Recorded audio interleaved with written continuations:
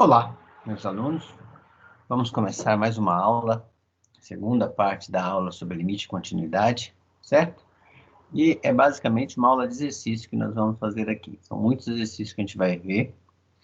Espero que eles ajudem na compreensão e na tarefa que vocês têm à frente aí de fazer os exercícios de vocês, tá bom?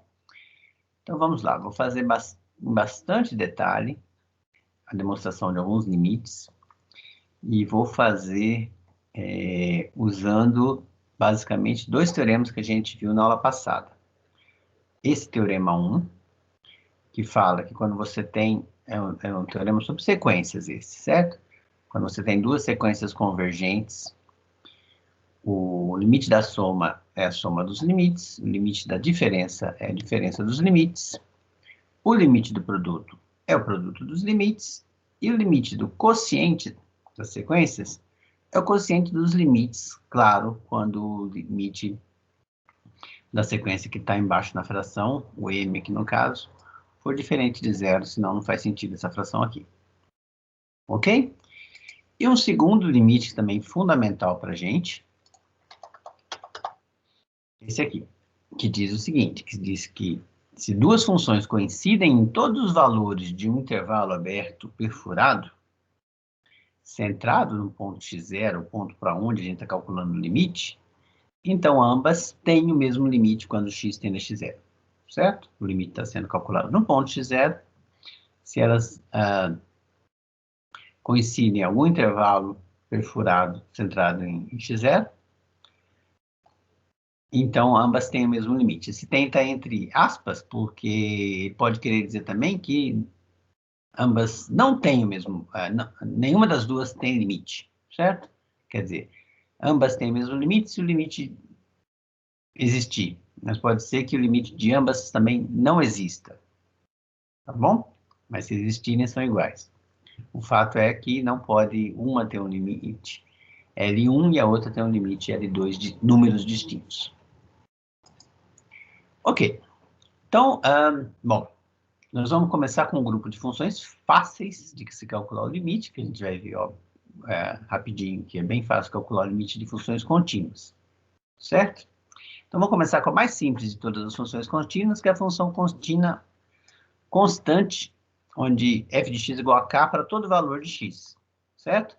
Então, o domínio dessa função está claramente definida para todos os números reais, e ela vale k em todo ponto, todo número real, ok?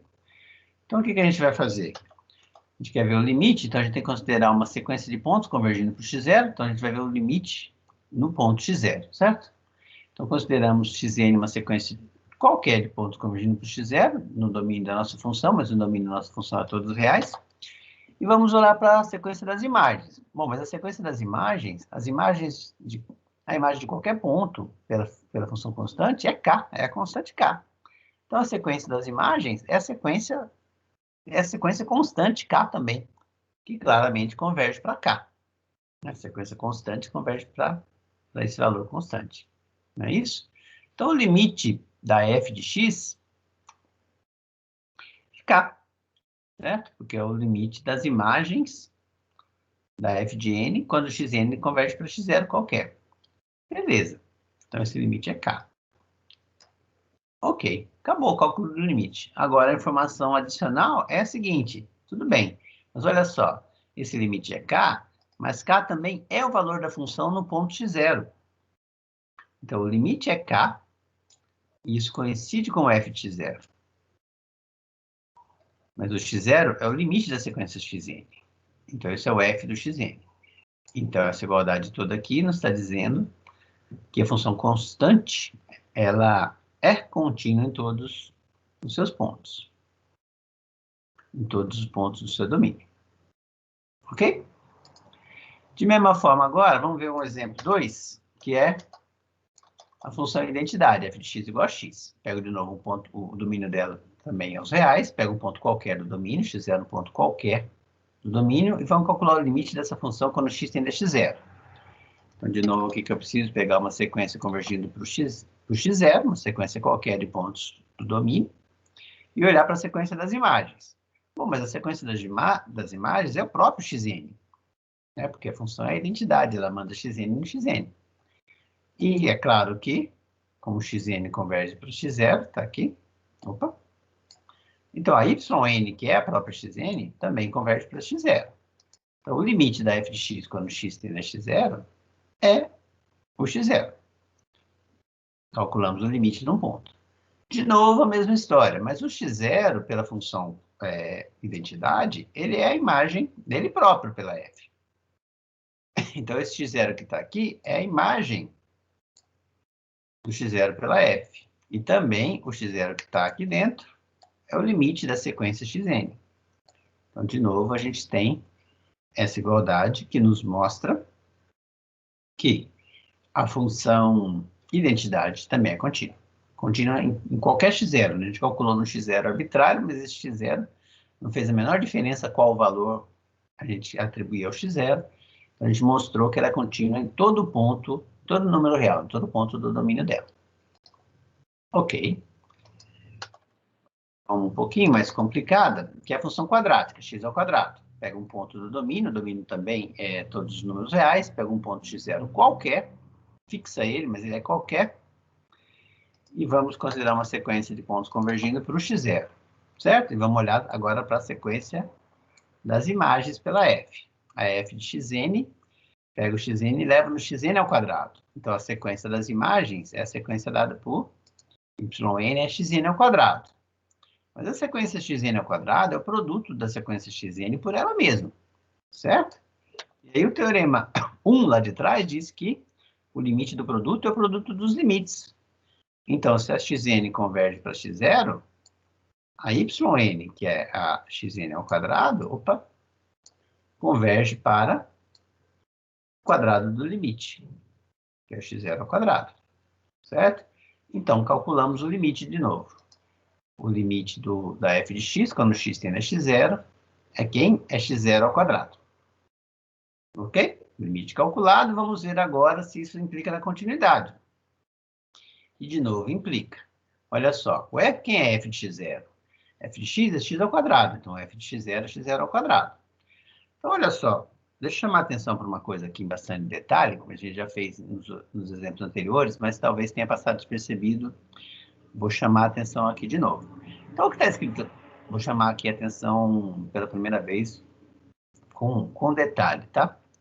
O que está escrito aqui, certo? Juntando com o que está escrito aqui, me dá essas três igualdades, tá? Essas duas igualdades, desculpa. A última parte aqui segue do fato de que a sequência xn converge para x0. Ok? Então, olha só o que está sendo dito aqui. Está sendo dito aqui que o limite da f de x, quando x tende a x0, que é o limite de uma função, certo? É igual ao f do limite. Só que o limite que está aqui dentro já não é mais o limite de uma função. É o limite da sequência xn. Certo? Lembrar que quando a gente definiu, então, o limite de uma função, a gente passou naturalmente pelo limite das sequências. Certo? Limite da função quando x tende a x0 vai ser um número, né? Desde que para qualquer sequência de pontos que você pegue convergindo para aquele x0, a sequência das imagens, certo? Converge para esse L. Essa é a definição do limite. Tá? Então, aqui, na aula passada, eu falei, já comentei isso, mas talvez tenha escapado esse detalhe, que quando a função é contínua, eu troco, né? Comuta o limite da f, é a f do limite. Isso é verdade, sim. Só que, da maneira como foi apresentado aqui, né, da gente, esse primeiro limite não é igual a esse limite aqui, né? Esse é o limite de uma função no ponto x0, e aqui é o limite de uma sequência no ponto, é o limite da sequência xn. Ok?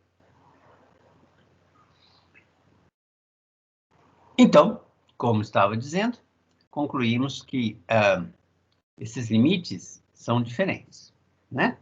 Mas a gente pode sempre usar a ideia que a gente teve, né? De falar aqui na função contínua, o limite comuta com f. O limite da f é f do limite. Lembrando que são limites diferentes. Tudo bem?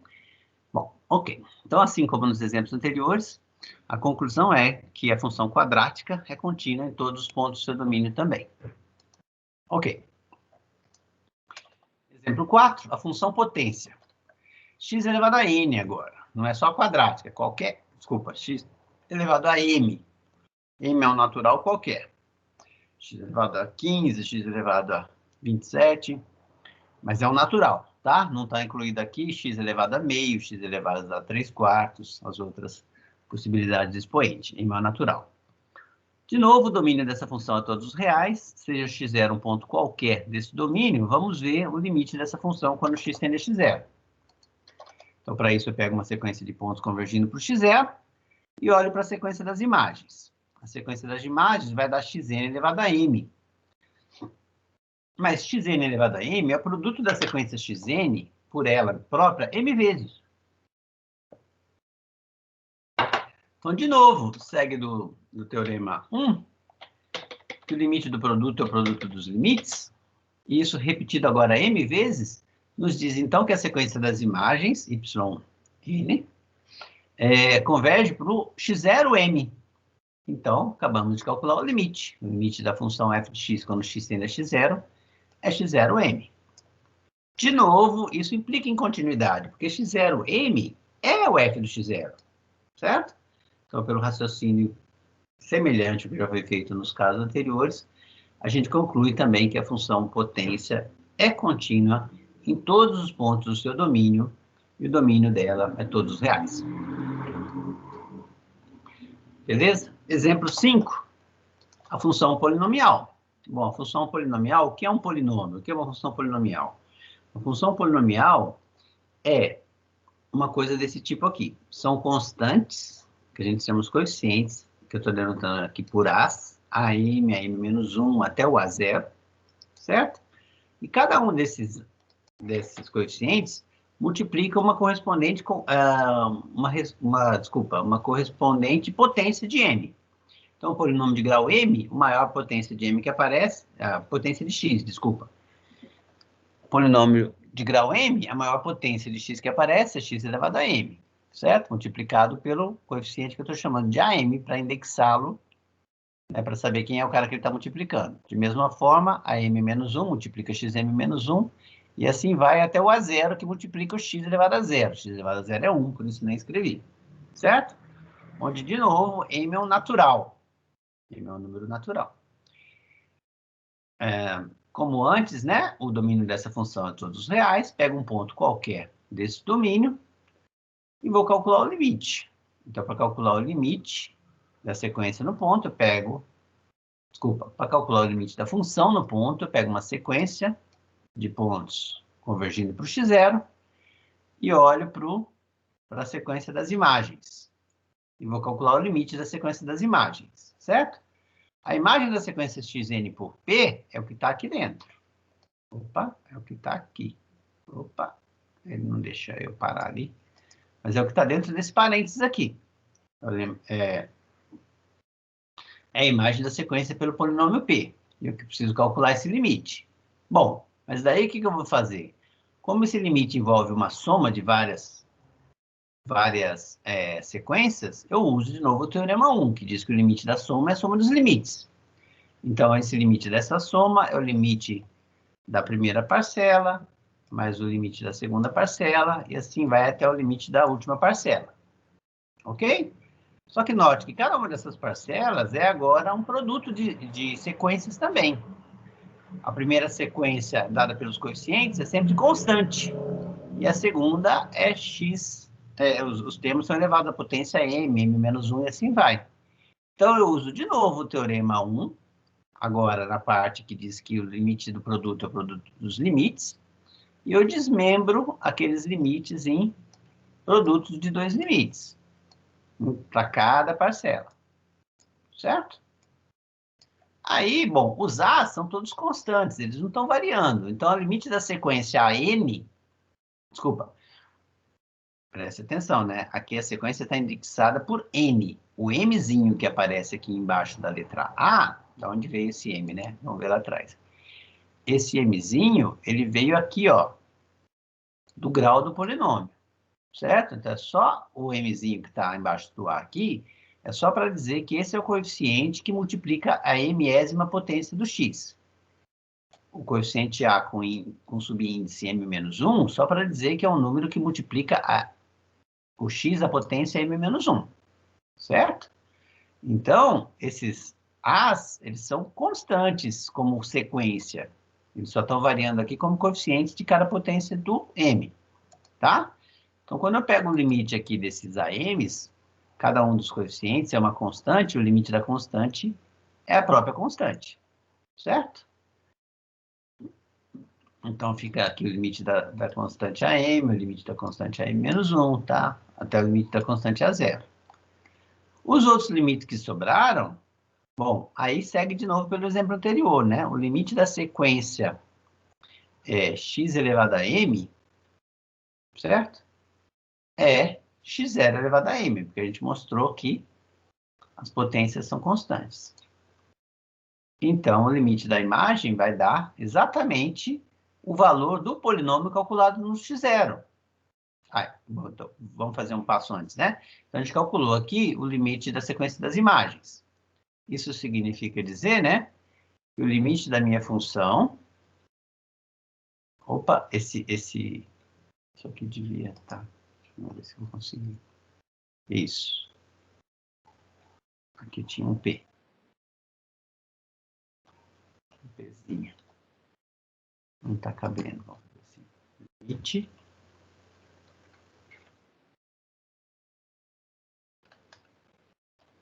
da P de x. Certo? Deu exatamente o quê? Deu exatamente esse valor aqui, da página anterior. Mas aí a gente observa, então esse é o cálculo do limite, mas daí a gente observa que esse valor que está aqui dentro do retângulo azul é o valor do polinômio calculado no x0. Ou seja, é P do limite da sequência xn. Então, o limite da sequência das imagens é igual à imagem do limite das sequências originais. Isso significa que as funções polinomiais são contínuas no ponto x0, e esse ponto x0 foi tomado de forma arbitrária, então ele podia ser qualquer número real. Então, significa que as funções polinomiais são contínuas em todos os pontos do seu domínio. E o domínio das funções polinomiais é o conjunto dos números reais todos. Ok? Então, bom, pelo que a gente fez até agora, vocês estão falando, mas então é muito fácil calcular limite, certo? Todas as funções que a gente calculou agora, o limite coincidiu com calcular o valor da função no ponto, né? E isso a gente vai poder fazer exatamente para todas essas funções que a gente viu até agora. Então, em particular, aqui eu peguei um polinômio de grau 2, certo? E peço para calcular o limite. Como que a gente vai fazer a partir de agora? A partir de agora, se não for pedido para ser feito a demonstração via definição, a gente pode usar os resultados que a gente acabou de ver. E o deles, né? O último deles foi que as funções polinomiais são contínuas. Se a função polinomial é contínua, vale essa igualdade aqui. Ou seja, calcular o limite, é a mesma coisa que calcular o valor da função no ponto. Calcular o limite da P de x quando x tende a 3 é P de 3. Então, é só substituir o P de 3 aqui, desculpa, o 3 nessa expressão para o P aqui, e a gente obtém que o limite é 67. Certo? Então, é muito fácil calcular limite de função contínua. Aliás, até não tem muita graça, né? Porque é imediata, como calcular a função no ponto. Então, como é que aparece começa a ficar engraçado, né? Começa a ficar engraçado, por exemplo, quando a gente tem funções racionais. O que é uma função racional? A gente já viu que uma função racional é o quociente de duas funções, onde o numerador e o denominador são funções polinomiais. Certo? Em geral, agora, o domínio da função f, das funções racionais, não é mais os reais todo. Por quê? Porque pode ter ponto problema se o q de x tiver raiz real. Se tiver um ponto que zera o q de x, esse ponto tem que ser excluído do domínio da f de x. certo? Porque a f de x não faria sentido dividir um número p de x por zero, certo? Então, eu vou chamar de essa letra grega delta o conjunto das raízes da função que está no denominador, que é um polinômio, certo? Esse conjunto tem, no máximo, o número de elementos igual ao grau do polinômio Q, certo? O domínio da minha função f é o conjunto dos números reais, exceto esse delta, certo? Porque para todo outro ponto, você pode calcular P e calcular Q. P e Q são polinômios, então o domínio de P e de Q são todos reais, você pode calcular. Você só não pode calcular o ponto onde o P estaria sendo dividido por zero, tá? Ok. Beleza. Então, agora, se eu considero x0 um ponto qualquer que esteja no domínio da minha f é essa função racional, e pego a sequência, uma sequência do domínio da função também convergindo para o x0, o que acontece? Vou olhar para as imagens, né? A sequência das imagens, yn, f de xn, é p de xn sobre q de xn, certo? E ao calcular o limite dessa sequência das imagens, eu tenho, de novo, pelo teorema 1, que o limite de yn é o limite desse quociente, e o limite do quociente é o quociente dos limites, porque eu estou olhando para x0, um ponto do domínio, certo? Então, no domínio da nossa função f, aqui não se anula, então vale, certo? Que o xn vale que o limite do quociente é o quociente dos limites. Ok? E o limite, sendo o p e o q polinômios, o limite do p de xn é o p de x0, quando x tende a x0. E o limite de q de xn é o q de x0, certo? Mas isso, de novo, é exatamente o f de x0. Mas x0 é o limite da sequência de xn. Então, de novo, a gente mostrou que o limite da f de xn é f do limite de xn, certo? Ou seja, todas as funções racionais são contínuas em todos os pontos do seu domínio. Ou seja, em todo o conjunto dos números reais, exceto nas raízes do polinômio, daquele polinômio que está no denominador da fração. Ok? Escrito dessa forma aqui, né, a gente até evita aquele problema que eu comentei anteriormente. Olha só. Aqui, quando eu escrevo o limite da sequência das imagens, né? Então, o limite da sequência das imagens é justamente um limite sequencial. E aqui também o f do limite da sequência das funções que tem no f0 também é um limite sequencial. Então, escrito nesse formato aqui, o limite comuta com a f comuta com o limite, né? Limite da f é o f do limite. E esses dois limites, escritos assim, eles são o mesmo limite, são limites de sequência, tá? Naquela outra notação, limite da f quando x tende a x0, é que cabe aquela observação que eu fiz lá atrás, tá bom? Beleza, o exemplo 6i é o seguinte, considera essa função aqui, é uma função racional, quociente de dois polinômios. Eu quero saber o que acontece, qual é o limite dessa f quando x tende a 1. Bom, então eu preciso saber se o 1 está no domínio da função. Então, eu vou determinar quem é o domínio da função. Então, o domínio da função exclui as raízes do polinômio que está embaixo. O polinômio que está embaixo é x2 menos 5x mais 6, que pode ser escrito também na forma fatorada, assim. X menos 2 vezes x menos 3.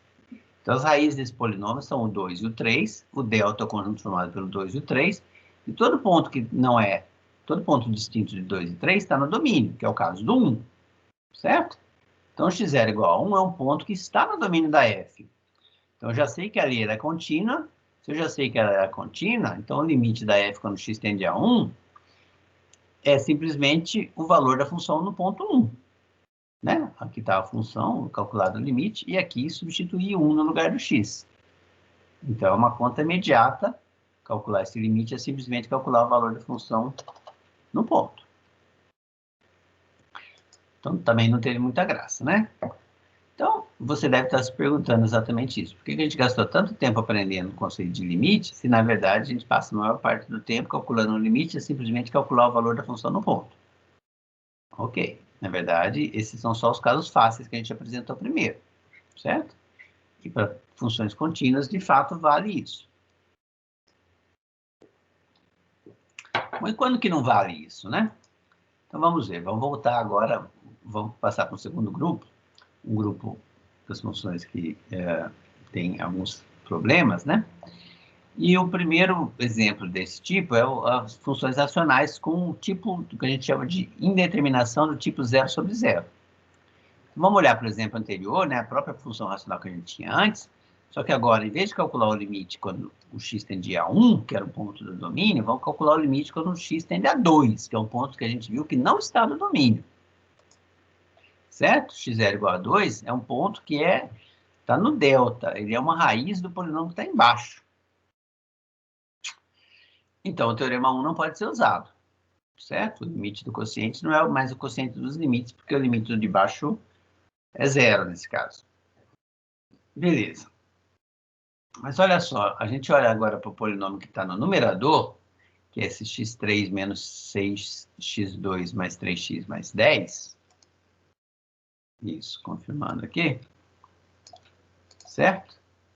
E a gente vê também que ele pode ser fatorado desse jeito. Tá? X menos 2, x mais 1 e x menos 5. Então, eu posso reescrever minha f nesse formato aqui. Opa, desse formato aqui. Certo? Fatorei em cima e fatorei embaixo. Bom, essa igualdade que está com uma interrogação aqui é verdadeira se eu puder cortar o x menos 2 em cima e embaixo. E é o que eu faço, certo? Então, essa g que está do lado de cá, que é a mesma f, exceto quando que eu posso cortar o x menos 2 em cima e embaixo? Quando isso estiver bem definido, quer dizer, quando o x não for 2, certo?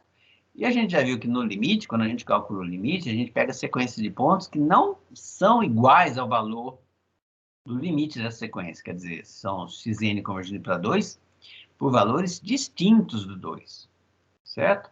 Então, essas duas, essa minha f de x do lado de cá e a minha g do lado de cá, elas coincidem em todos os pontos, exceto no 2. Beleza? Ok. Então, agora,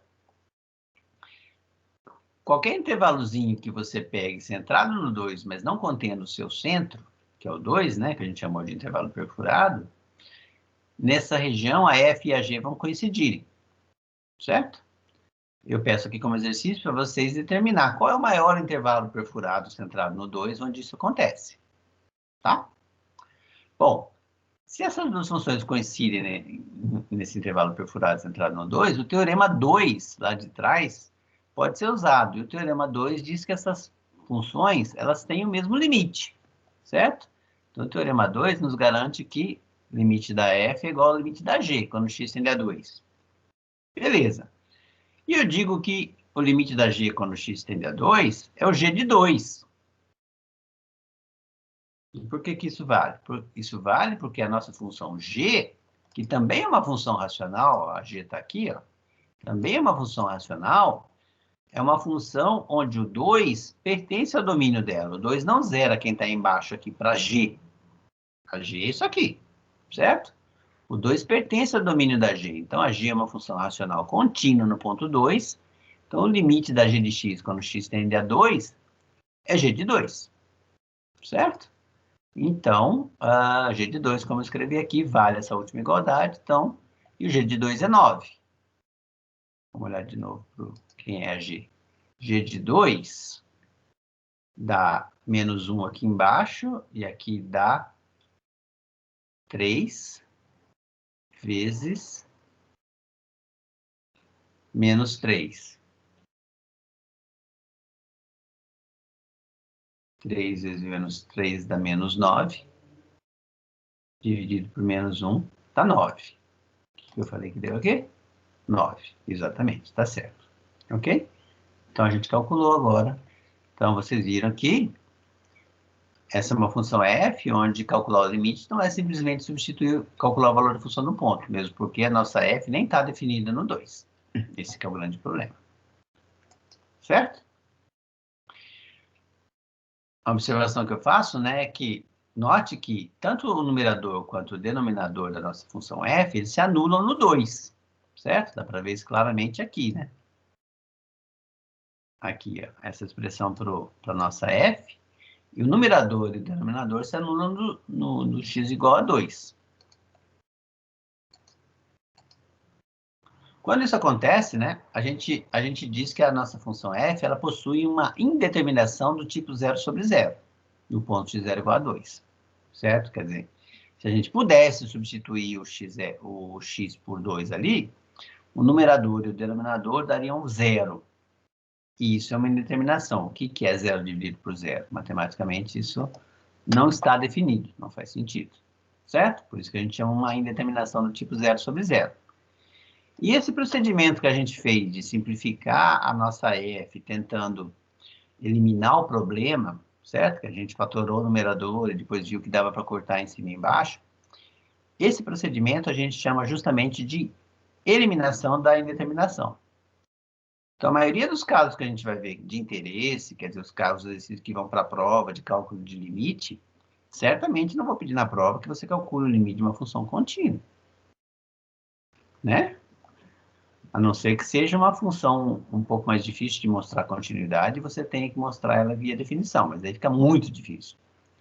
Então, na verdade, a maioria dos exercícios que a gente está interessado, os exercícios que eu vou passar para vocês, os exercícios que aparecem na aula do professor Renan, lá no canal do Matemática Universitária, eles vão ser desse tipo aqui, de eliminação da indeterminação.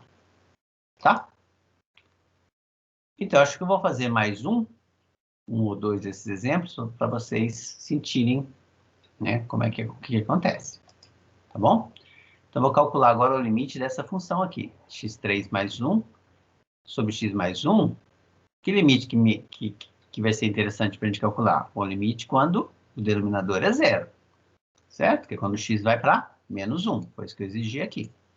Tá? Porque senão era só, para qualquer outro valor que eu escolhesse para o x0, calcular o limite seria simplesmente calcular o valor da f no ponto. Tá bom? Então, beleza. Então, de novo, a gente vê que o x0, o menos 1, ele pertence ao conjunto dos pontos da raiz do denominador, e o teorema 1 não pode ser usado. Então, o que a gente vai fazer, então? A gente tem que simplificar, a gente tem que eliminar a indeterminação, certo? Então, aí vou voltar àquela aula lá do professor Renan que ele fez, que eu apresentei para vocês do canal Matemática Universitária, que está no YouTube, onde ele apresenta divisão de polinômios, certo? E vocês, recapitulando o que foi feito lá, mostrem que a minha função f de x, né, dividindo esse polinômio de cima pelo polinômio de baixo, eu chego a esse polinômio aqui. Tá? Note que chamo isso de g, certo? Então, de novo, essa igualdade que foi feita aqui, ela vale sempre, exceto no x a menos 1. Mas o x a menos 1 é exatamente o ponto onde eu estou calculando o limite. Então, a gente sabe que quando a gente pega a sequência de pontos convergindo para ele, a gente pega a sequência de pontos convergindo para o menos 1, distintos de menos 1. Então, são pontos onde essa igualdade vale. E daí, o teorema 2, certo? Nos permite usar, nos permite dizer exatamente o que está escrito aqui. Como essas duas funções coincidem, fg, assim definidas, coincidem no intervalo perfurado, centrado agora no ponto x0, que é o menos 1, e de novo eu peço como exercício para vocês determinarem o maior intervalo perfurado onde isso acontece, o teorema nos diz que o limite da f é igual ao limite da g. Certo? Limite da f igual ao limite da g. Ou limite da f é igual ao limite da g. E o limite da g, quando x tende a menos 1, é o valor da função no ponto. Por quê? Bom, porque a g é contínua.